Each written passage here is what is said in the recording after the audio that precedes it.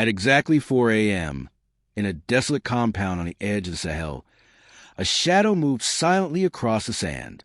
Inside a dimly lit room, a man known only to a few as the unbreakable shield of Gaddafi was jolted awake by the sharp click of a rifle.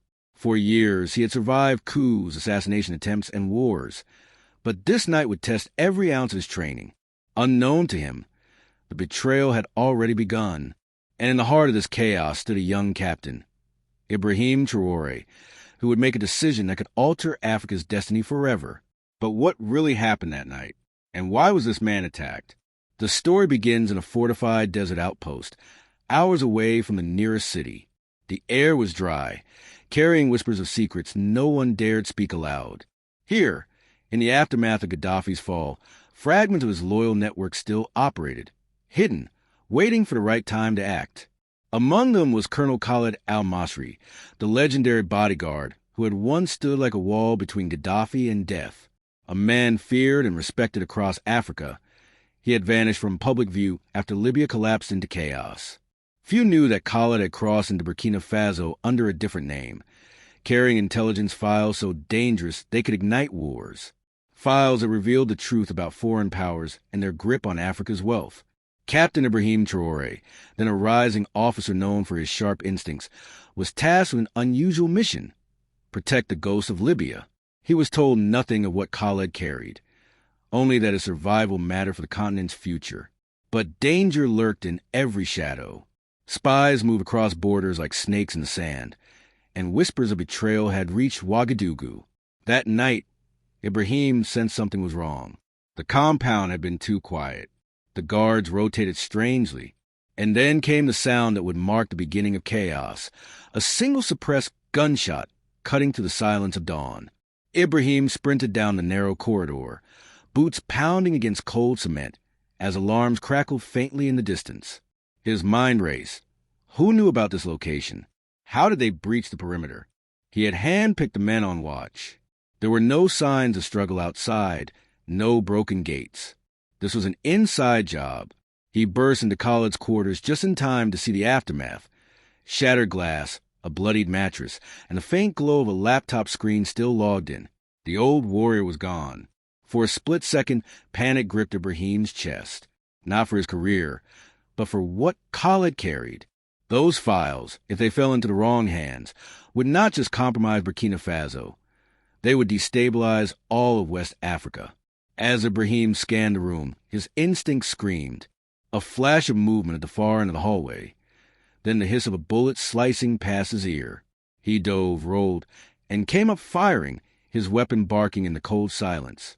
Shadows moved like ghosts, professional, well-trained, and merciless. This wasn't a random attack. This was a surgical strike by men who knew exactly where to hit. Ibrahim fought his way through, adrenaline roaring in his veins. Every breath tasted of dust and gunpowder. But the attackers had a head start, and their target was already in motion. Somewhere beyond the walls, Khalid was bleeding, fighting for his life. In the chaos, Ibrahim pieced together fragments. 2 vehicles had slipped to the eastern perimeter, their engines muffled, their lights blacked out. His comms were dead, jammed by an unknown signal. Whoever orchestrated this had resources and clearance. And then it hit him. This wasn't just about Khalid. This was about silencing the last man who knew Gaddafi's secrets. The alliances, the money trails, the plans for a united Africa that terrified the West. Ibrahim grabbed a dirt bike from the compound's motor pool and tore into the desert, chasing shadows under a dying moon. The wind lashed his face as he pushed the engine beyond its limits, following faint tire tracks that cut through the sand like scars. Ahead, gunfire flared, a brutal reminder that time was running out. The scene exploded into chaos on the edge of an abandoned airstrip, where the kidnappers had dragged Khalid. His massive frame was slumped against a fuel drum, blood pooling beneath him. Around him, masked men barked orders in a language Ibrahim didn't recognize. Mercenaries, not locals. One of them raised a silence rifle, pressing the barrel to Khalid's temple. Ibrahim had seconds. He killed the engine, dropped low, and moved like a shadow through the wreckage of rusted planes. The wind howled through the skeletons of metal wings as if mourning what was about to happen. Then came the flashpoint. One mercenary spotted him. A sharp cry, a burst of gunfire, and the desert erupted. Ibrahim fired back, his shots precise, every movement fueled by sheer will. Bullets ripped through sandbags, metal shards screamed through the air. He moved closer, closer, until he was face to face with a man holding Khaled hostage. And then silence. A single shot rang out, cutting through the chaos. The mercenary dropped, lifeless. Ibrahim staggered forward, chest heaving, and collapsed beside Khaled. The old warrior's eyes, dim but fierce, met his. He tried to speak, his lips trembling, but only a whisper came out. "The files protect him." Then darkness claimed him.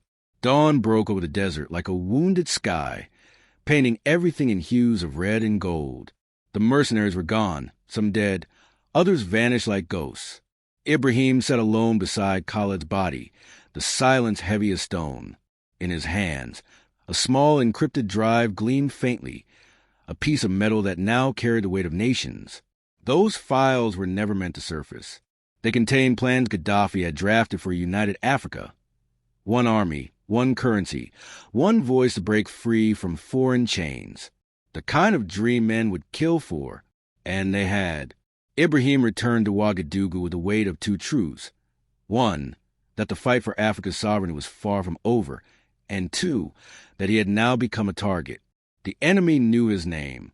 That night, as he sat alone, he replayed Khaled's final words.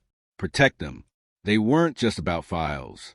They were about a vision, one powerful enough to ignite a movement. And so, Ibrahim made a vow under that blood-red dawn. They will never win. But here's the question that lingers even now. If this could happen to Gaddafi's most trusted man, who else stands in the shadows, waiting for their turn?